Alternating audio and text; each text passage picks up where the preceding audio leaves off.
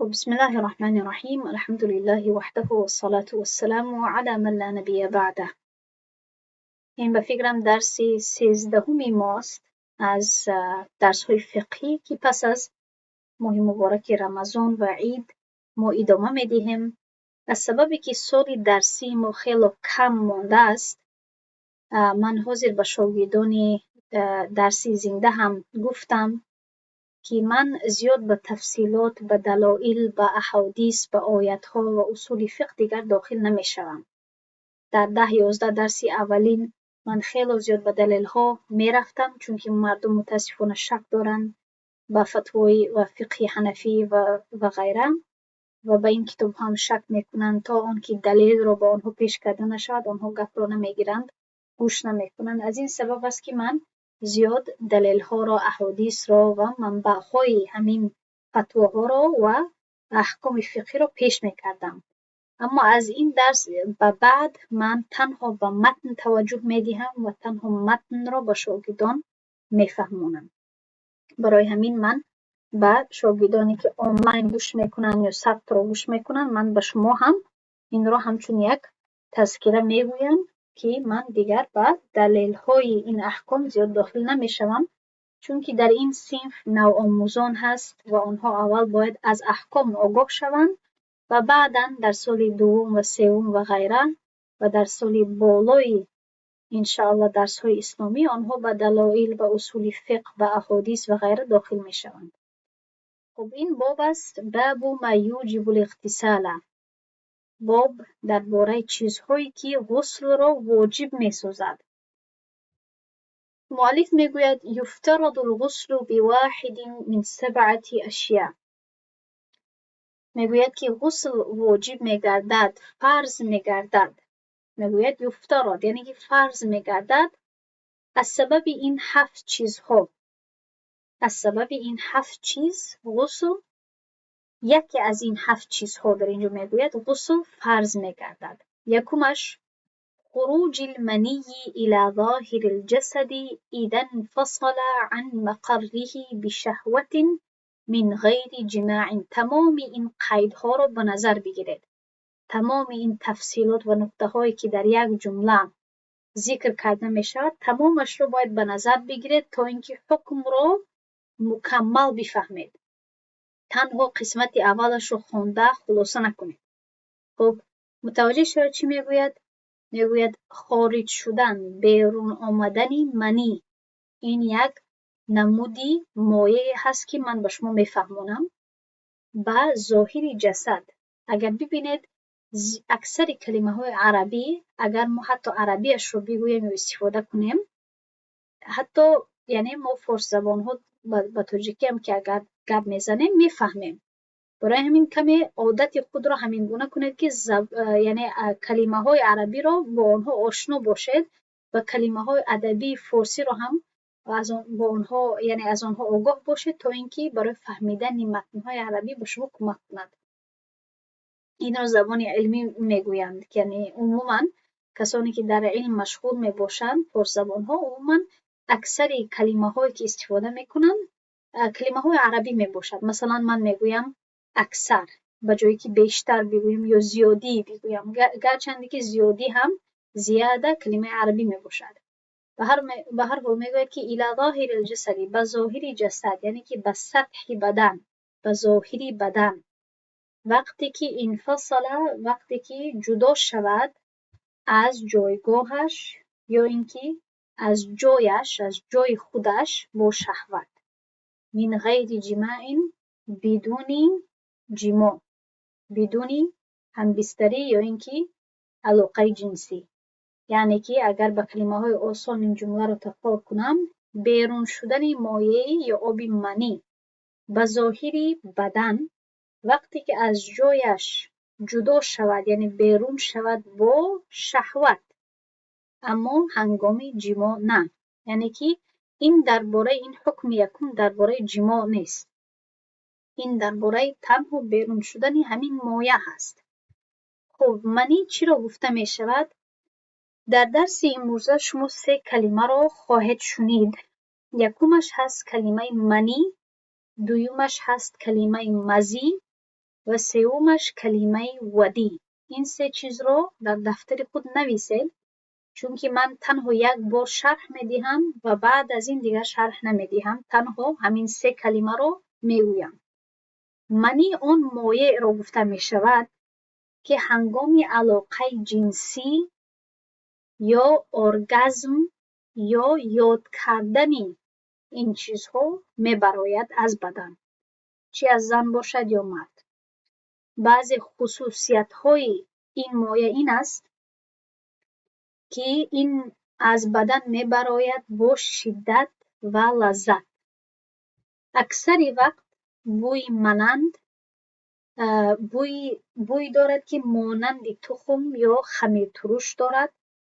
مانند تخم یا خمیر ترش هست و پس از آن انسان سست می شود یا اینکه سستی احساس می کند.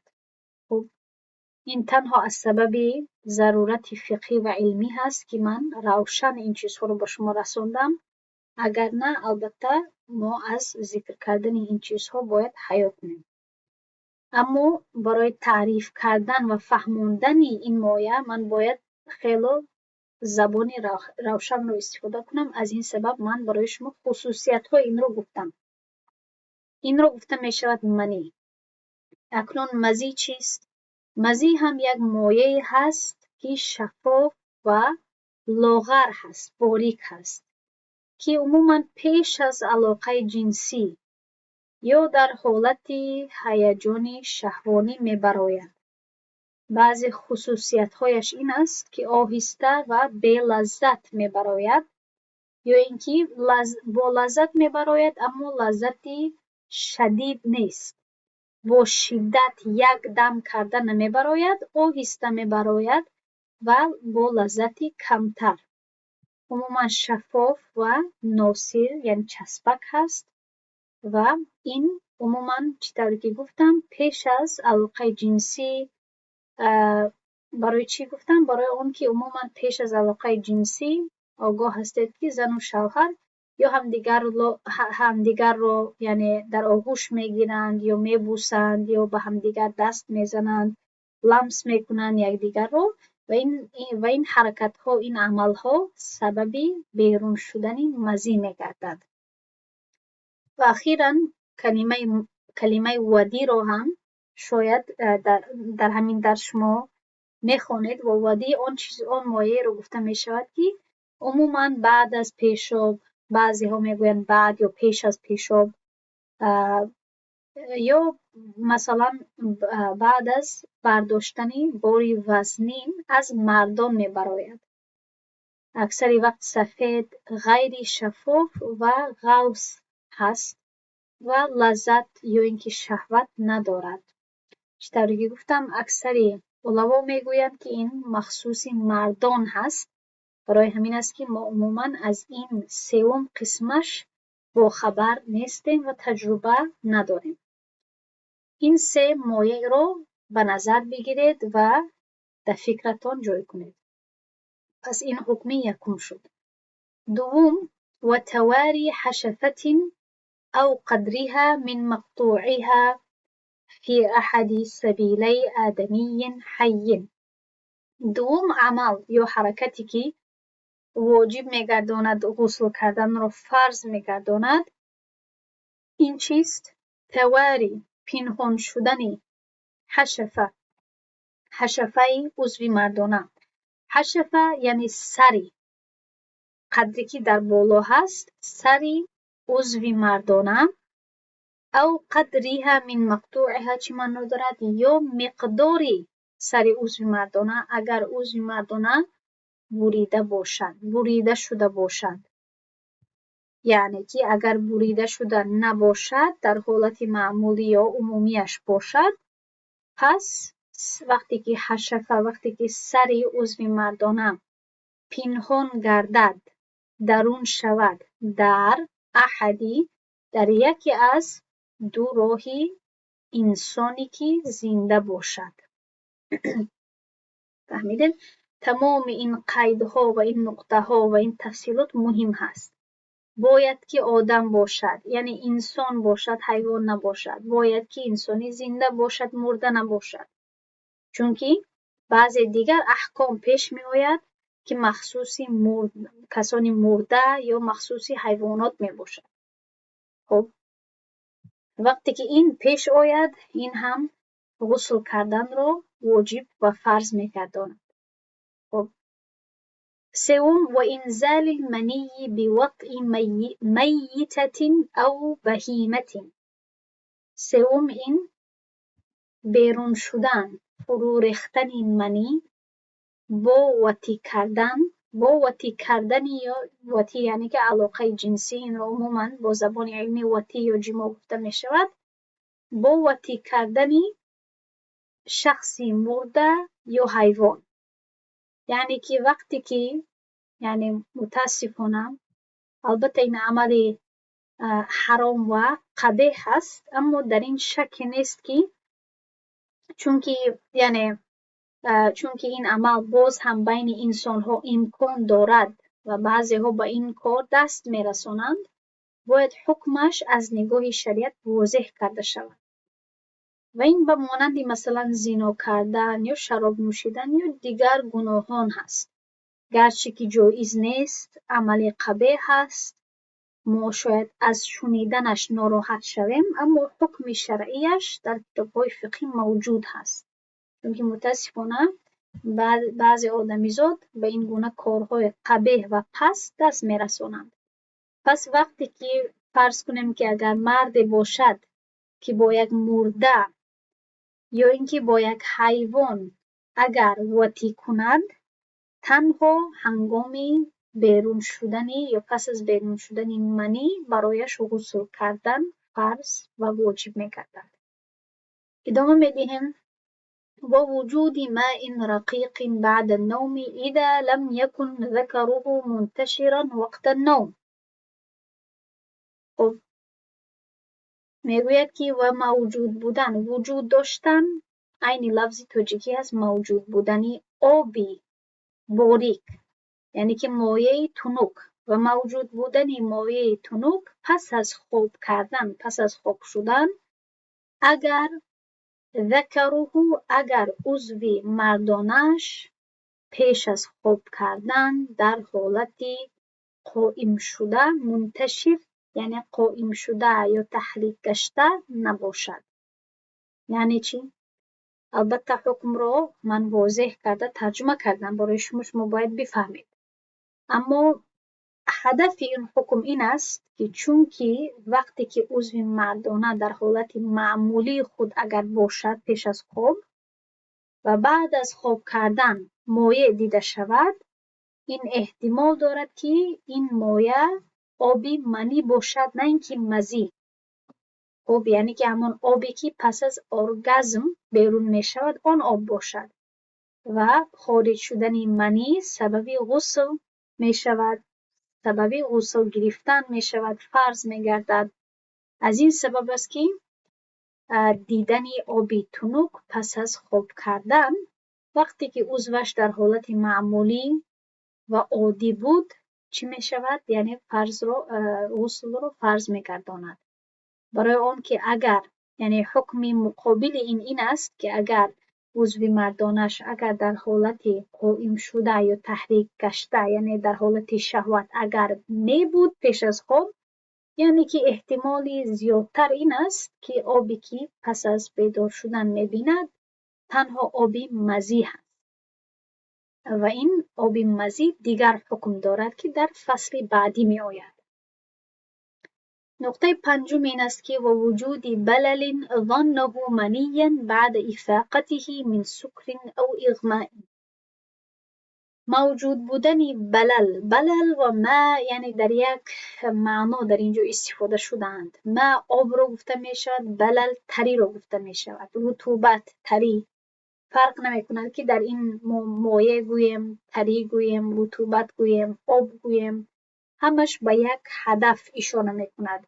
موجود بودن تری که آن را گمان کند همچون منی، یعنی آن را منی گمان کند بعد از هوشیار شدنش از بیهوشی بخشش من سکرین از مستی و اغماء یا بیهوشی.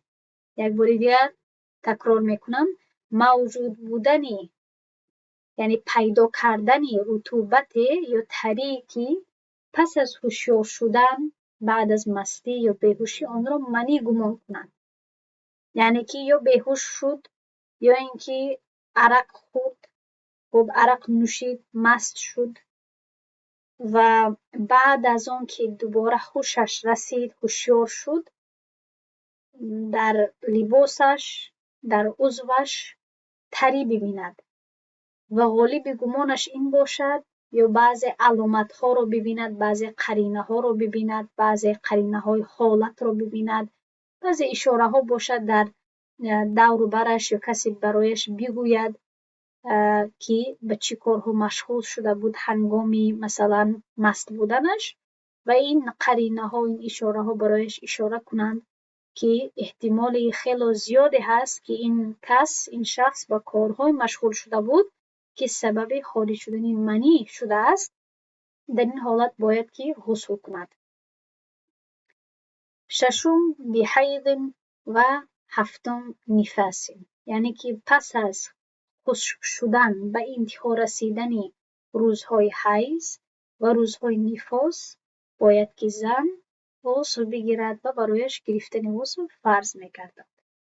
و در آخر چی میگوید امام شرمبولعلی؟ میگوید ولو حصلت الاشیاء المذکورة قبل الاسلام فی الاصح، حتی اگرچه این چیزهای ذکر شده پیش از اسلام، یعنی پیش از قبول کردن اسلام، پیش از اسلام آوردن رخ داده باشند، موافق قول صحیح یا موافق قول صحیح تر. یعنی چی؟ یعنی که گرچندی که اگر این حالت ها برایش پیش آمده باشد وقتی که در حالتی کافر بودن بود و فردایش مثلا یا پس از به وقوع آمدن همین کارها اسلام را قبول کند، غسل کردن از سرش ساقط نمی گردد، باز هم باید غسل کند. این است هدف این آخرین سطر. و یفترض تغسیل المیت کفایتا، و این چنین آخران حکم را برای ما واضح می کند، می گوید که و این چنین فرض هست غسل دادن میت، شستن شخص مرده، شستن میت هم فرض هست اما به طور کفایه، یعنی فرض کفایه هست، چون که حکمش کم ترک دیگر هست از این چیزهای ذکر شده قبلی. از این سبب است که در آخر برای ما وضاحت می‌دهد. شما الکی باید بدانید که بعضی وقت بعضی عملها فرض کفایه میباشند مقابل به فرض عین. فرض عین یعنی که بالای گردن، بالای شانه های هر یک شخص بالغ و مسلمان فرض هست، ضروری هست، مجبوری هست، حتمی هست همان کار را و همون عمل را به جای آوردن.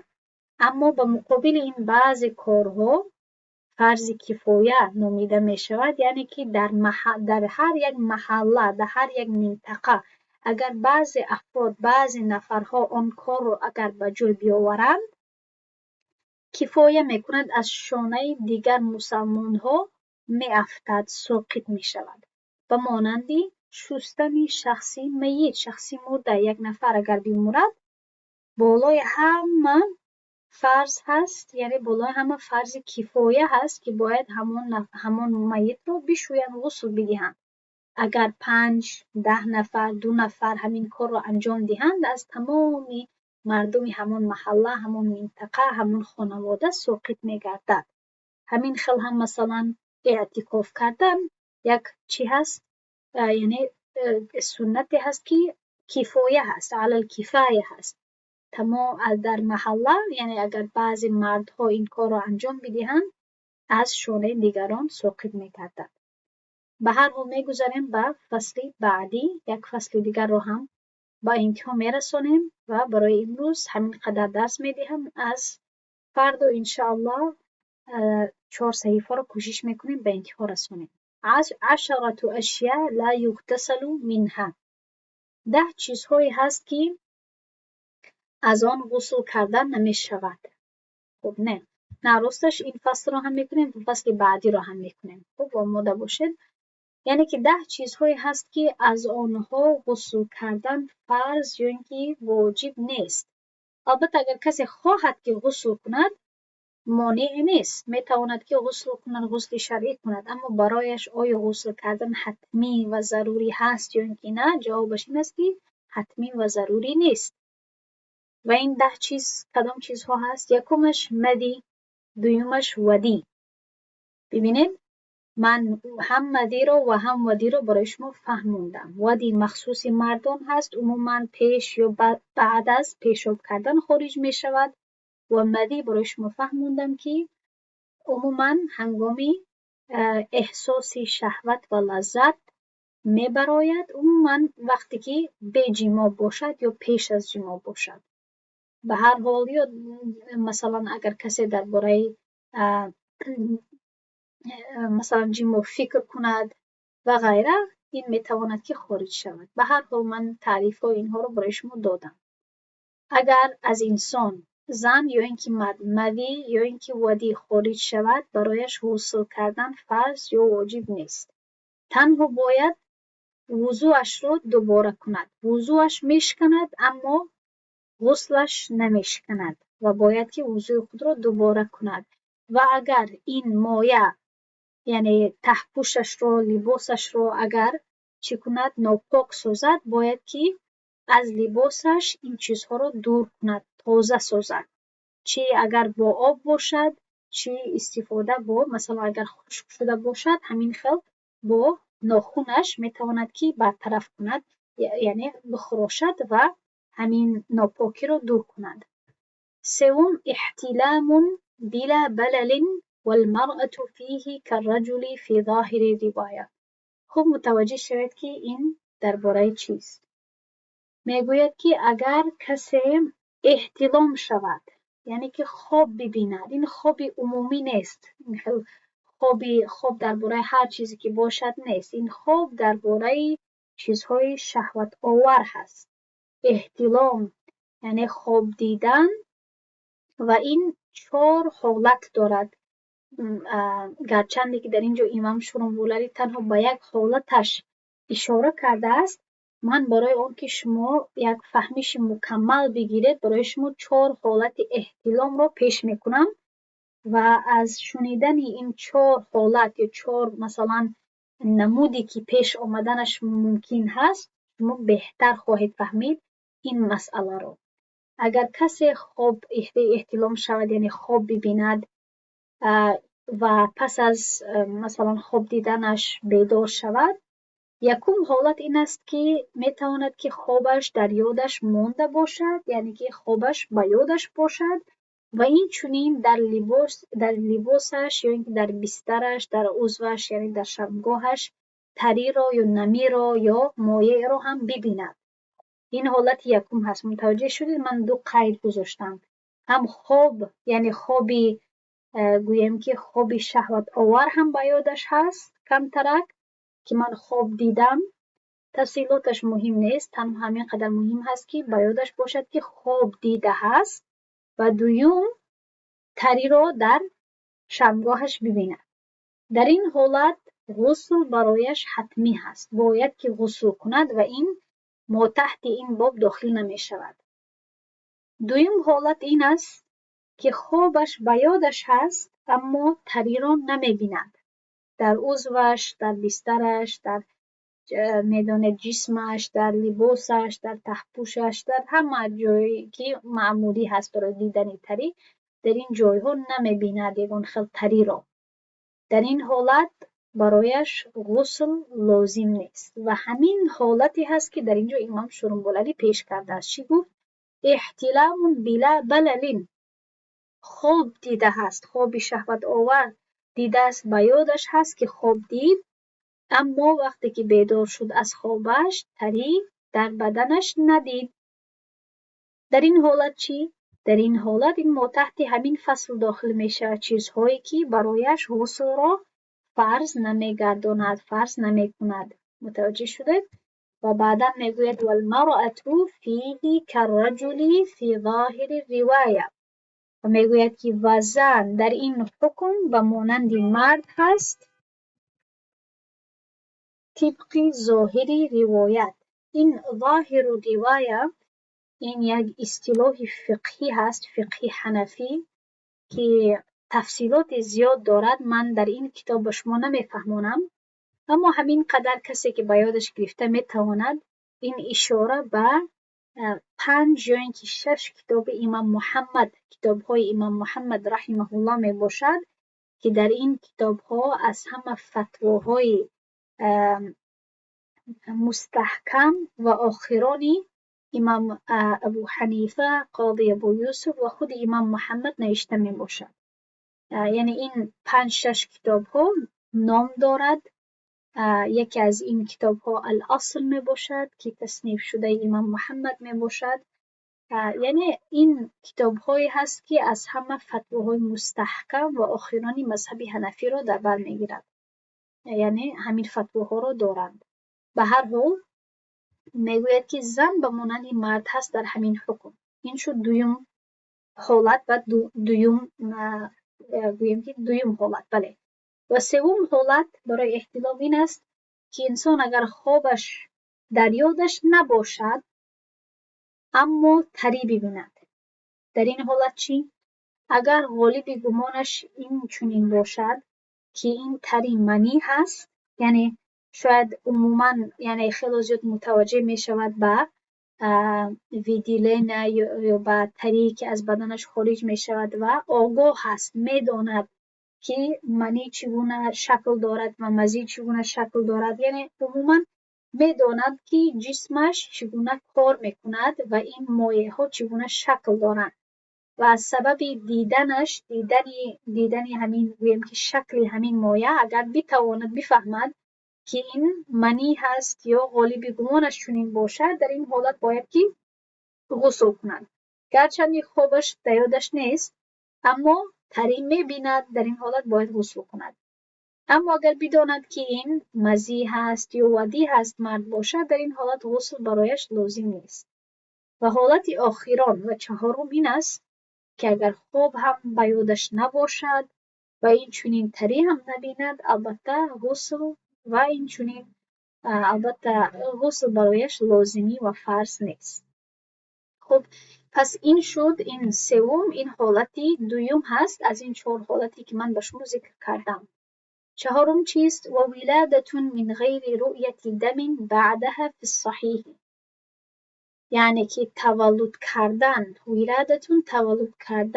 بغیر از دیدن خون بعد از آن، یعنی که به دیدن خون نفاس پس از تولد کردن، طبقی یا موافقی قولی صحیح. اگر در این نسخه شیخ سعید بکتش اگر نظر کنید، در اینجا یک ایضاح می نویسد. مثلا در اینجا می آید و ولادة من غیر رؤیت دم، این یکمش در اینجا می نویسد که و هو قول الصاحبین، و این قول صاحبین هست. و اگر شما تا حال به یاد نگرفته باشید، شما باید آگاه باشید از اصطلاح فقهی. من به فکرم که در درس یکم برای شما فهمانده بودم که صاحبین، این وقتی که صاحبین گفته می شود این لقب هست اشاره به امام محمد و امام ابو یوسف. وقتی که امام محمد الشیبانی و قاضی ابو یوسف هر دوی شاگردان امام ابو حنیفه رحمه الله وقتی که به یک فتوا موافقت میکنند و یک قول دارند، آنها رو گفته یک جایه آنها رو گفته می شود صاحبین. خب وقتی که کلمه شیخین بیاید، این اشاره به قاضی ابو یوسف و خود امام ابو حنیفه می باشد، چون که قاضی ابو یوسف هم کلانسال بود به مانند امام ابو حنیفه. اما اگر کلمه طرفین استفاده شود، این اشاره به امام محمد و امام ابو حنیفه می باشد. عموما فتوا از همین 3 علما به ما می رسد. البته هست دیگر علمایی که از شورای امام ابو حنیفه بودند به مانند امام زفر، امام حسن اللؤلؤی و غیره، اما اکثر فتواها از همین 3 علما پیش می آیند، از همین 3 مجتهدان. و وقتی که ما می خواهیم که بعد دو کس از این 3 نفر اشاره کنیم به هر یک دو تای آنها چی هست؟ لقب ها هست. فهمیدید؟ یعنی در اینجا وقتی که میگوید که این قول صاحبین هست، یعنی که این طبق فهمیش و اجتهادی امام محمد و امام ابو یوسف هست، هر دوی شاگردان امام ابو حنیفه. سببش چیست؟ لعدم النفاس، چون که در اینجا نفاس نیست میگوید و نفاس و هو خروج الدم ولم یوجد. نفاس این بیرون شدن خون هست پس از تولد کردن، اما در اینجا اگر کسی تولد کند اما خون نبیند برایش غسل کردن فرض یا اینکه واجب نمیگردد. این دیگر گپ هست که آیا از جهت طبی آیا این امکانیتش هست یا اینکه نیست، امکان پذیر هست یا اینکه غیر ممکن هست، این گپ طبی هست. البته ما و شما شاید به همین عادت داشته باشیم که عموما اکثر وقت شاید 90% وقت یا 99% وقت زنها وقتی که تولد میکنند البته هم مایه خارج میشود هم خون خارج میشود و غیره و غیره. اما اگر از جهت طبی اگر امکانیتش باشد، اگر 1% هم امکانیتش باشد و اینگونه شود که زن تولد کند و خون از شمگاهش بیرون نشود، در این حالت برایش غسل کردن لازم نمیگردد و نفسه هم حساب نمیشود. اما قول امام ابو حنیفه خودش چیست؟ و قال ابو حنیفه رحمه الله یجب علیها الغسل احتیاطا لعدم خلوها عن قلیل دم. در مراقی هم این می آید. یعنی امام ابو حنیفه خودش چی میگوید؟ که نه، باید که پس از تولد کردن چی کند؟ باید غسل بگیرد، چون که این هیچ یعنی امکانیتش نیست که حتی کم اگر تری و خون هم نبیند، یعنی که همه وقت کم تر خون حداقل دیده می شود پس از تولد کردن. یعنی که بالاخره گپ آنها یک هست، تنها صاحبین که هست این رو به نظر می گیرند که اگر خون هیچ نباشد و امام ابو حنیفه خودش این رو به نظر می گیرد که اکثر وقت چون که خون هست باید که غسل کند. این است خلاصه این نقطه. دیگر هست و علاج بخرقة مانعة من وجود اللذة. علاج درون شدن چیزی رو گفته می شود. مثلا دعای درون شدن به خانه اگر شما بدانید بسم الله خرجنا و بسم الله ولجنا. ولجنا علاج یک کلمه هست، در آمدیم با نام الله، بر آمدیم با نام الله، در آمدیم. این گونه می توانید به فکرتان بگیرید. یعنی وارد کردنی، عموما این وارد کردنی چیزی هست، این عموما می تواند که وارد شدنی عضو مردانه باشد و عضو زنانه، اما این را ما می توانیم بگوییم که وارد شدنی یا عضو مردانه یا چیز دیگر هم اگر باشد بخرقة مانعة، با لطه یا با لباس. خرقه یک لطه را یا لباسی را گفته می شود، یا حتی اگر این گونه گوییم که یک متاع باشد، چی پلاستیک باشد، چی لطه باشد، چی مثلا از یگان چیز دیگر هم باشد. مهم همین است که یک چیزی باشد که بالای همان عضو را بپوشاند و سبب منع کردن احساس لذت شود. اگر یعنی عضو مردانه داخل شود یا هر چیز دیگر اگر باشد، اگر داخل شمگاه زن با یک پوشاک با یک لطه اگر داخل شود و این سبب منع شدن لذت گردد، در این حالت فتوا چیست؟ در اینجا در متن ذکر می شود که غسل کردن برایش فرض یا واجب نمی گردد. خب البته این یعنی این اشاره به آن چیزهایی نیست که چیزهایی که خیلی تنک باشد و سبب منع کردن لذت نشوند. مثلا چی میگویم پریزرواتیو، به روسی میگویم پریزرواتیو یا کاندوم که گفته می شود. اگر این گونه چیز استفاده شد، البته که این گونه چیز سبب منع شدن لذت نمی گردد، پس باز هم با استفاده این شی غسل واجب می گردد. اما اگر مثلا اگر برای یگان چیز طبی باشد، برای ضرورت طبی باشد که دکتر انگشت خود را با مثلا یگان لطه یا یگان چیز دیگر را داخل کند در شرمگاه زن و این سببی لذت نگردد بلکه منع کند لذت را، احساس لذت را، در این حالت غسل واجب نمیگردد. دیگر ششم هست حقنه. حقنه یعنی در آوردن دارو به واسطه مقعد. این را به روسی گفته می شود رکتالنی سوپوزیتوری. خب سپازیتوری به انگلیسی هم گفته می شود، به روسی هم همین گونه گفته می شود رکتالنی سوپوزیتوری. خب سپوزیتوری این چیزهایی هست که در رکتم یعنی که در مقعد داخل کرده می شوند. خب این سببی واجب شدن یا فرض شدنی غسل نمی گردد. هفتم است ادخال اصبع و نحوه فی احد السبیلین. داخل کردن اصبع یعنی که انگشت یا یک چیزی مانند آن در یکی از دو راه.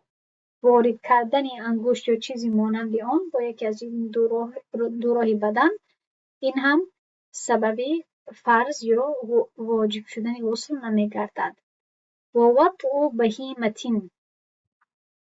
وطء بهیمة این چی معنی دارد؟ علاقه جنسی کردن یا وطی کردن با حیوان، یا اینکه این تمام نشده است من غیر انزال باید باشد، او میتة من غیر انزال، یا اینکه علاقه جنسی کردن با یک مرده اما در هر دوی حالت به بیرون شدن منی، به انزال. فهمیدید؟ یعنی که اگر باید داشته باشه در فصل قبلی ما با مانند همین یک چیزی گذاشته بودیم، در اینجا می آید انزال المنی بوطء میتة او بهیمة. وقتی که اگر یک مرد وطی کند با میت، با مرده یا اینکه با یک حیوان و منی خارج شود، این سببی واجب شدن غسل میگردد. اما اگر این کاری قبیح را بکند اما انزال نشود، منی خارج نشود، در این حالت برایش غسل یا اینکه برایش غسل واجب نمیگردد. و اصابة بکر لم تزل بکارتها من غیر انزال. این چی معنی دارد؟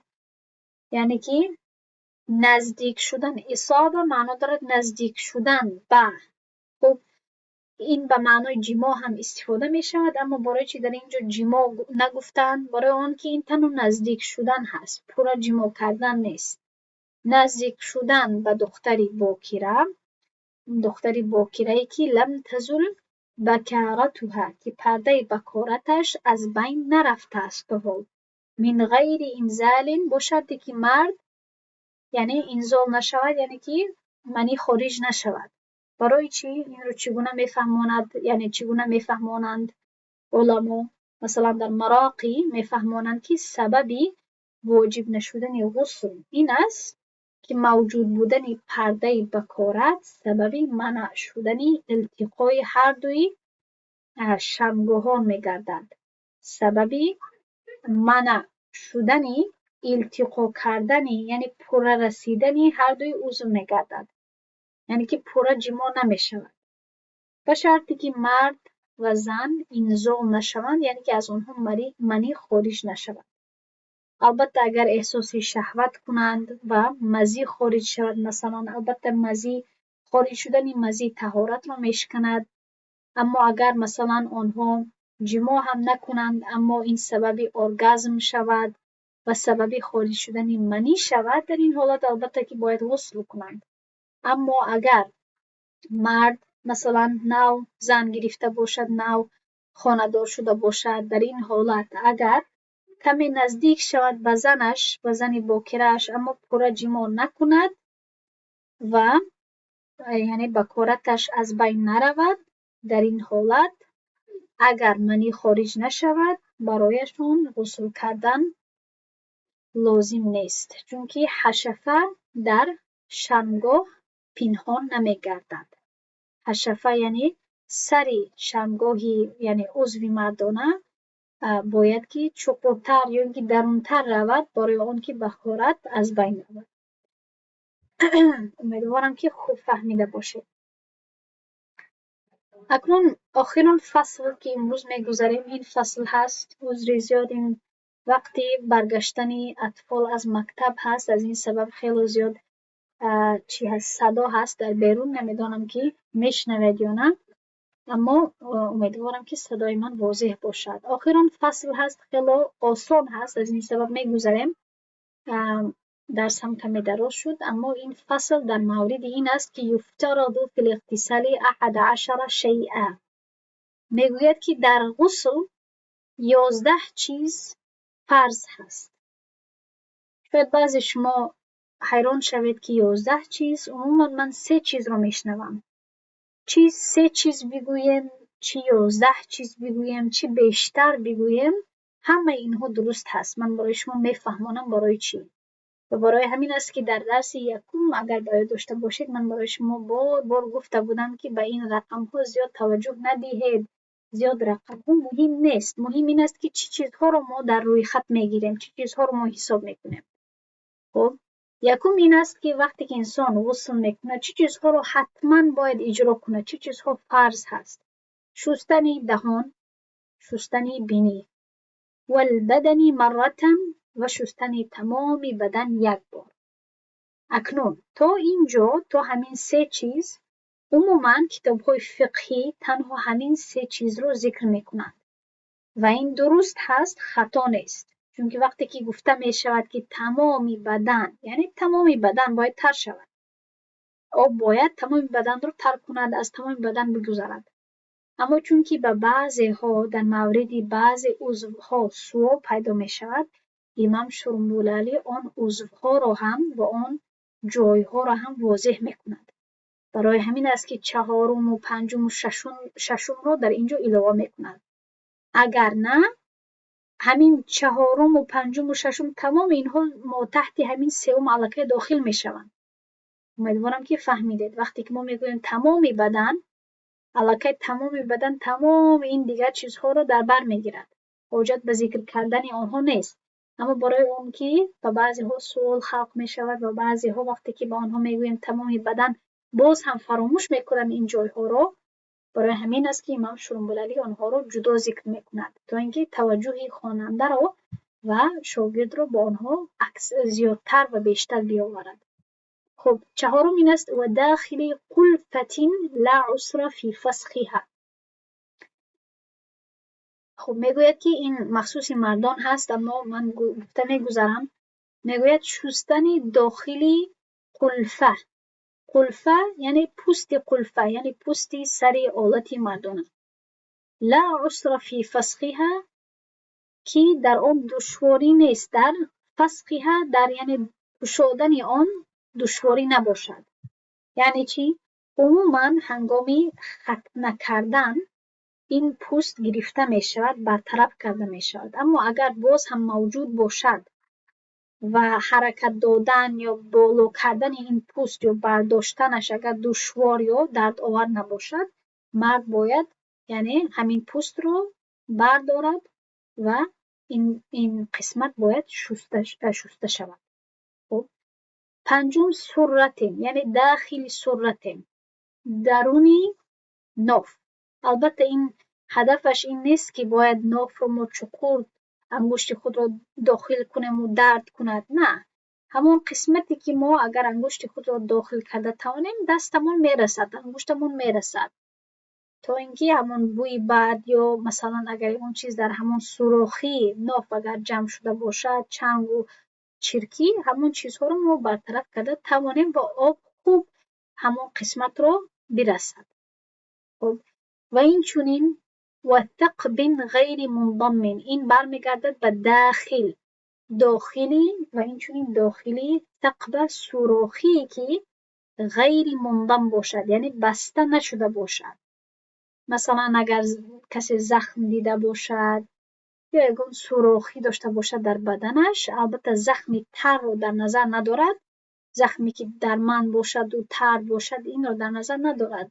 زخمی که کهنه شده باشد، الکی شفا یافته باشد، اما تنها همان سوراخی را یا یک چقوری را در بدن اگر رها کرده باشد، همان قسمت دم باید آب برسد و همان قسمت هم باید ترک کرده شود. هفتم داخل المظفور من شعر الرجل مطلقا لا داخل المظفور من شعر المرأة إن سرى الماء في أصوله. و داخل مظفور چی معنی دارد؟ این کلمه هست که ترجمهش رو از یاد کنید.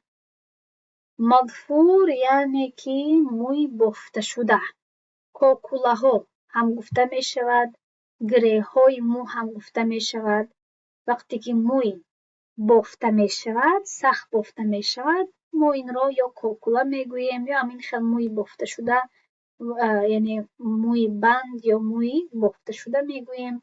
داخل این کوکوله ها در آب رسیدن ضروری نیست. از میگوید که خب ضروری نیست برای زنها اما برای مردها ضروری هست. میگوید که و داخلی یعنی آب باید برسد به داخل موی بافته شده مردها علل اطلاق، یعنی که در هر صورتی که نباشد، چند باری که نباشد.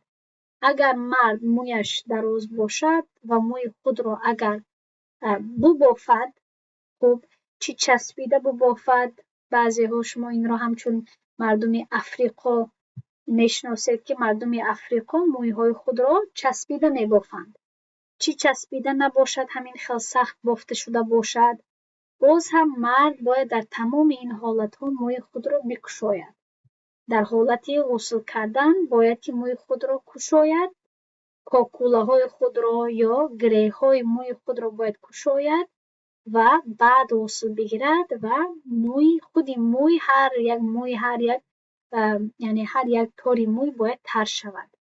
اما برای زنها این ضروری نیست، یعنی که هر یک طوری موی زن تر شدنش اگر بافته شده باشد ضروری نیست، اگر آب به ریشه مویش و به ریشه های مویش و به ریشه سرش برسد. برای همین امام سنبلانی میگوید لا داخل المظفور من شعر المرأة، نه اینکه درونی کاکوله های موی زن. اگر آب در اینجا یک شرط هست، به این شرط نمی شود. اگر آب به اصولهایش یعنی که به ریشه های آن برسد، یعنی که اگر زن مویش سخت بافتگی باشد، کاکوله داشته باشد، چالکه هم گفته می شود، دخترای خرد چالکه می بافیم در موی هایشان، گره می کنیم با رشته و مهره و غیره. اگر این خیلی سخت بافتگی باشد، چیزی البته این مهم هست به زنهای البته کلانسال یا به دخترهای بالغه، اما مهم همین است که اگر آب به ریشه موی برسد، ریشه موی زن برسد، برای شرط نیست که تمام این کاکوله ها را باید کشاید. کشادن کاکوله ها برایش ضروری نیست اگر ریشه موی هایش تر شود. خب اما عموما یعنی استادان ما برای ما میفهمانند که این اشاره به یک تا بافتن یا دو تا بافتنی داشتن نیست. یعنی انسان اگر یک تا ببافد یا اینکه دو تا بافتگی داشته باشد، دو تا کاکوله داشته باشد، یعنی باید که مویش رو کشاید و مویش رو پورا بشوید. این مسئله وابسته به دشواری هست. وقتی که ما اینقدر مویمان زیاد بافتگی باشد یا اینقدر زیاد کاکوله داشته باشیم که ساعتها مثلا کسی بافته باشد و خیلی بافته خرد باشد و در کشادنش، در دوباره کردنش دشواری اگر باشد، چطوری که این اکثرا پیش می آید به خواهران افریقایی ما که مویهایشان خیلی جنگله می باشد، از این سبب آنها خیلی میده می بافند. عموما در این دولت های ما یعنی از هر جا، از هر کشورها مردم می باشد، این مسئله خیلی زیاد پیش می آید. به این گونه مردم و در این حالت ها اگر موی خود را نکشاید و تنها همان ریشه سر خود را شوید و آب بر ریشه سرش رسد، باقی ندارد. خب و بشرت اللحیه ولو کتیفه، و این چنین آب هنگام غسل باید برسد به پوست زیر ریش، گرچند که ریش اگر غوص هم باشد. اگر باید داشته باشید ما کلمه کت را قبلا خواندگی هستیم، در اینجا کتیفه آمده است، یک کلمه هست، یعنی که ریش غوص. اگر ریش مرد اگر غوص هم باشد، هنگام غسل باید باز هم زیر ریشش یعنی پوست زیر ریشش باید تر شود. و این چونین پوستی شارب این رو این اشاره به موی بالای لب میباشد و این چونین خیلی زیری لب دم میباشد بعضی وقت. اما عموما برود که میگوییم شارب این موی بالای لب رو شارب گفته میشود، برود گفته میشود. این پوستی که زیر این هم هست این رو ما باید این رو مردها باید ترک کنند و هنگام غسل باید که آب در همان پوست باید برسد. والحاجبی و این چونین ابروها یعنی چی؟ یعنی پوستی، یعنی آب باید برسد به پوستی که زیری ابروان هست. و آخران چیست؟ والفرج الخارجی و شستنی فرج بیرونی انسان، شرمگاه بیرونی، همان قسمت شرمگاه زن و مرد که در بیرون هست، در بیرون جسم هست، شستن همان عضو، همان قسمت شرمگاه برایش فرض هست هنگامی غسل کردن. خب پس دیدید که چطور از همین 4 سر شده تا همین 11 تمام این چیزها الکی ما تحت بدن داخل می شود. ناف هم بدن هست، ابروان هم، پوست ابروان هم پر بدن هست، پوست زیر ریش هم تمام بدن هست و غیره و غیره. اما برای اون که این قسمت ها بعضی وقت از انسان ها از مردم خطا میخورند و شاید به مردم سوال خلق شود که آیا من نافم رو یا آیا من این سوراخی رو باید بشویم و غیره. برای همین است که امام شورنبوللی برای ما تمام این قسمت ها رو هم وضاحت داد. خب درس ما انشالله تا همین جا هست، اما بعضی نقطه ها رو واضح میکنم که برای همین است که اگر در یک کتاب فقهی اگر 3 فرایض غسل بیاید یا اینکه 11 تا بیاید یا اینکه حتی اگر بعضی ها زیادتر چیزها رو اگر اضافه کنند و وضاحت دهند این خطا شماریده نمی شود. این تنها گویم که 2 طریقه حساب کردنی فرایض غسل می باشد که این خطا نیست، نه این طریقش خطا هست و نه این طریقش خطا است. و حتی من و شما می توانیم که بعضی چیزها رو در اینجا اضافه کنیم. مثلا شما زن هستید، شاید گوشواره، حلقه یا اینکه انگشترین شاید شما بپوشید و اگر باید داشته باشید در یکی از بابهای قدیمی هم این وضاحت یعنی پیش شده بود. اما اگر کسی غوث‌ترک باشد یا اینکه انگشترینش یا گوشواره‌اش یا این چیزهایش اگر خیلی تنگ باشد باید که هنگامی غسل این چیزها رو حرکت دهد یا این زیورات رو باید بکشد تا اینکه زیر همان انگشترین آب رسد. و مثلا اگر ناخن‌هایش بلند باشد و مخصوصا اگر زیر ناخنش پر از چرک باشد، پر از خمیر باشد یا اگر مثلا دستهایش پر از رنگ باشد، خانه‌اش رو دیوارهایش رو اگر رنگ کرده باشد یا اینکه مثلا ناخن‌هایش لک داشته باشد، این چیزها رو باید یک طرف کند، این چیزها رو باید اول تازه کند و باید آب به جلد یعنی به پوست و ناخن‌ها و غیره باید برسد. درس انشاءالله در همین جا به انتها میرسد. سبحان الله و بحمده، سبحانك اللهم و بحمدك، نشهد ان لا اله الا انت، نستغفرك و نتوب الیک. السلام علیکم و رحمت الله و برکاته.